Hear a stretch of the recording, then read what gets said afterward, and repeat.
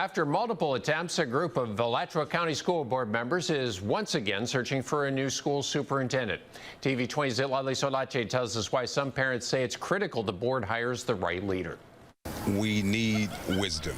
Alachua County School Board Chair Tina Certain opened up discussions to search for a new superintendent. Members voted unanimously to use the Florida School Board Association for their search process. They have connections and have a footprint in our state as well as in the nation to do this particular type of work, training and professional development of school board members, as well as recruitment and helping to guide us as board members. Shane Andrew has been interim superintendent since May of last year after Carly Simon was fired in March of 2022. Certain says although it is still early, she wants to make sure the 3 newly elected school board members are prepared. We had a onboarding process, and during that time that we were together, we agreed upon 3 initiatives that we'd like to work with. Certain says they're looking for a leader that will tackle strategic planning, improve student achievement, and address rezoning in schools.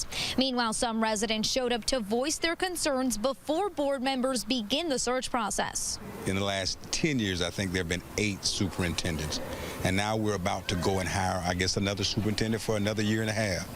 There needs to be a slowing down, and we need to be wise. Some say officials must decide carefully. They have a role, they have a responsibility. Children should be first. The board meets with FSBA's executive director on May 1st. Zitlali Solache, TV 20 News.